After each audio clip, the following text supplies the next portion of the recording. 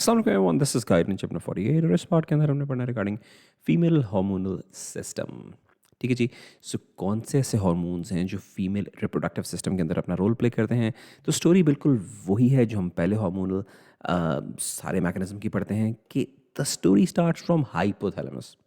सो hypothalamus कुछ hormones release करेगा जो कि जाके इंटीरियर पिट्यूटरी पे लगेंगे और इंटीरियर पिट्यूटरी फिर कुछ और हार्मोन्स रिलीज करेगा जो कि आगे जाके ओवरीज पे ओवेरियन हार्मोन्स को रिलीज कराएंगे। So the story starts from hypothalamus. Hypothalamus release करता है gonadotropin releasing hormones GnRH। Gonadotropin releasing hormone क्या करते हैं, जाके एंटीरियर पिट्यूटरी पे लगते हैं और FSH और LH रिलीज कराते हैं। इंटीरियर पिट्यूटरी पे लगे क्या रिलीज कराते हैं, FSH फॉलिकल स्टिमुलेटिंग हार्मोन और LH ल्यूटेनाइजिंग हार्मोन। अब ये interior pituitary follicle stimulating hormone और ल्यूटेनाइजिंग हार्मोन रिलीज करा के क्या कराता है, तो बेसिकली FSH इसके नाम से पता चलता है कि ये फॉलिकल्स को स्टिमुलेट करेंगे। ये जो ओवेरियन फॉलिकल्स हैं इन्होंने जो ग्रो करना है, ये कौन ग्रो कराएगा, फॉलिकल स्टिमुलेटिंग हार्मोन जाके फॉलिकल्स को स्टिमुलेट करेंगे ताकि वो ग्रो करें। तो फिर आहिस्ता आहिस्ता आहिस्ता फॉलिकल्स ग्रो करना शुरू कर देते हैं। So they promote follicle growth and maturation in the ovaries. और जब फॉलिकल्स पूरी तरह ग्रो कर जाते हैं तो फिर किसका काम आता है, फिर आता है ल्यूटेनाइजिंग हार्मोन। ल्यूटेनाइजिंग हार्मोन क्या कराता है, ओव्यूलेशन करवाता है। पहली चीज क्या कराता है, ओव्यूलेशन। ओव्यूलेशन क्या है, ये जो फॉलिकल ग्रो ग्रो कर कर ही जाता है तो फाइनली इस फॉलिकल से एग को रिलीज करवा देता है। ये ओवम है, इसको रिलीज करवा देता है from follicle. This is ovulation. ये कौन करवा रहा है, ल्यूटेनाइजिंग हार्मोन ये काम करवा रहा है। दूसरा, जब ये एग रिलीज हो जाता है, ओवम रिलीज हो जाता है, तो पीछे क्या बचा रह जाता है फिर कि कॉर्पस ल्यूटियम बन जाता है। ये देखें अगली स्टेज है कॉर्पस ल्यूटियम। तो ये कॉर्पस ल्यूटियम जो है इसकी फॉर्मेशन भी ल्यूटेनाइजिंग हार्मोन कराता है, ओव्यूलेशन कराता है और कॉर्पस ल्यूटियम बनाता है। ठीक है जी। अच्छा जी, तो ये तो हो गया हाइपोथैलेमस और इंटीरियर पिट्यूटरी के हार्मोन्स। भाई ओवरीज खुद भी कुछ कोई हार्मोन रिलीज करती हैं, तो यस ओवेरियन हार्मोन्स हैं दो तरह के, ईस्ट्रोजन एंड प्रोजेस्टेरॉन। अब ईस्ट्रोजन और प्रोजेस्टेरॉन क्या करते हैं यार, देखो ईस्ट्रोजन रिलीज होता है, यूट्राइन साइकिल के फेजेस होते हैं ना, कि सबसे पहले मेंस्ट्रुअल फेज है जिसमें मेंस्ट्रुअल ब्लीडिंग होती है, ओवेरियन लाइनिंग की शेडिंग होती है। तो मेंस्ट्रुअल फेज के बाद आता है प्रोलिफरेटिव फेज। अब जब मेंस्ट्रुअल फेज के अंदर ओवेरियन लाइनिंग जो है वो सारी की सारी शेड ऑफ हो गई है, तो फिर प्रोलिफरेटिव फेज में वो ओवेरियन लाइनिंग की प्रोलिफरेशन होगी। तो प्रोलिफरेटिव फेज में यूट्राइन सॉरी ओवेरियन लाइनिंग नहीं, यूट्राइन लाइनिंग की प्रोलिफरेशन होगी। तो यूट्राइन लाइनिंग की प्रोलिफरेशन कौन करवाता है, ईस्ट्रोजन करवाता है in proliferative phase after the menstrual phase. ठीक है जी।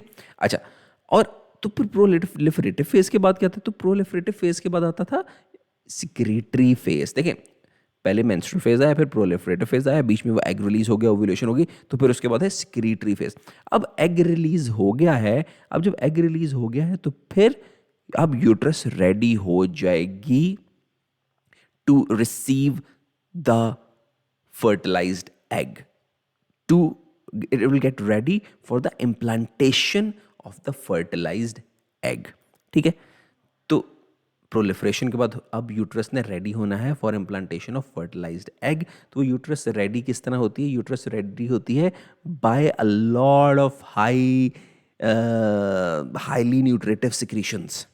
ठीक है, तो ये सिक्रीटरी फेज के अंदर ही होता है। तो सिक्रीटरी फेज के अंदर ये सारी यूट्रस को सिक्रीटरी कौन बनाता है, ताकि न्यूट्रिटिव सिक्रीशंस कौन सिक्रीट कराता है, तो वो कराता है प्रोजेस्टेरॉन। ईस्ट्रोजन ने क्या किया, जो लाइनिंग की जो यूट्राइन लाइनिंग शेड ऑफ हो गई थी उसकी प्रोलिफरेशन कराई, और प्रोजेस्टेरॉन ने क्या कराया, उस प्रोलिफरेशन के बाद उस यूट्रस को सिक्रीटरी बना दिया ताकि जो फर्टिलाइज्ड एग है उसकी इम्प्लांटेशन यूट्रस में अच्छे तरीके से हो सके।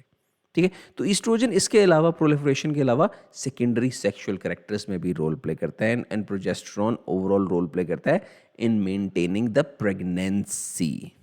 ठीक है जी। तो ये सारे थे जी functions, gonadotropin releasing hormone, follicle stimulating hormone, LH, oestrogen और प्रोजेस्टेरॉन के।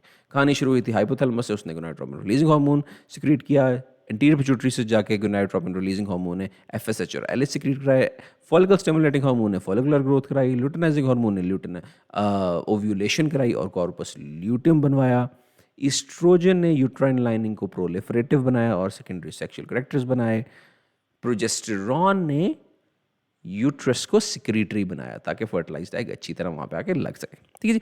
अब ये जो सारा साइकिल है ये कोई ये स्पेशली जो गोनाडोट्रोपिन रिलीजिंग हार्मोन है ये किस फॉर्म में रिलीज होता है?